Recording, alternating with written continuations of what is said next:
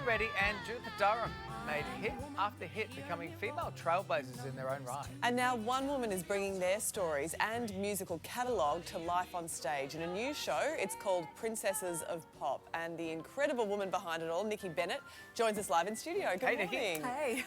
What a great honour to bring their stories to life. How did this all come about for you? It is an honour, and it came about quite organically, actually. I've been touring for a couple of years Australian theatres with a show called Invincible, the Helen Reddy story.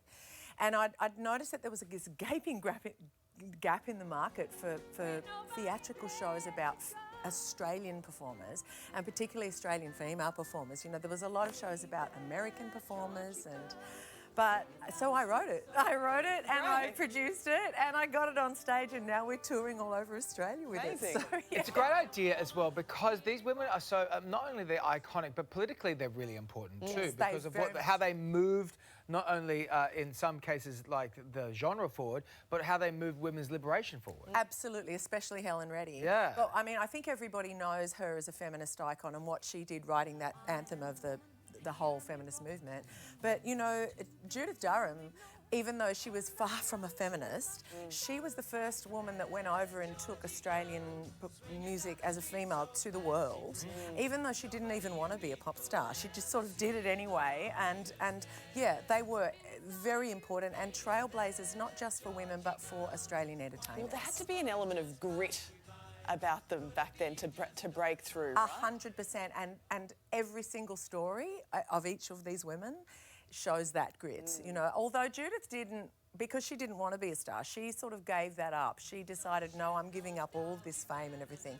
But Helen was just all power to her. She just took it. She was a single mum who went to America and just made it all on her own, you know. And then Olivia, of course, she had help, but boy, didn't she make it huge? Oh my God. She was. She carved her path. The three women are unicorns. Amazing. That's what they are. Yes, Absolutely. they really, really were. And there's, you know, writing it, there was some funny stories that I learned about them, and amazing stories, funny stories, tragic stories, because they all grew up in Melbourne.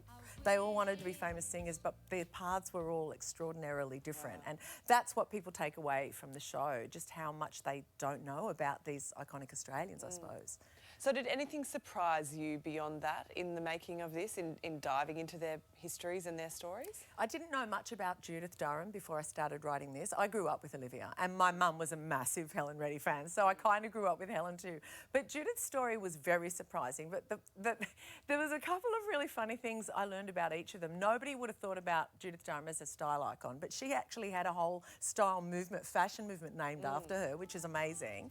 Helen Reddy, when it all sort of fell apart for her, she moved back to Australia and became a hypnotherapist. Wow. And the president, I think, of the Australian Hypnotherapy Association. And this is the best one. So Olivia Newton-John was, when she was young, she used to fall in love all the time. And the first show that she went on to, she met her first love of her life, and it was Ian Turpie. Yeah, Terps. Oh, yeah. And I had to Google that. No, Terps talks about it a because lot. I wanted to see what Betty he looked does. like when Why wouldn't you? But I wanted to see how he looked when he was young, right? Terps was hot when he was young. Hey. He was hot. Terps was always hot.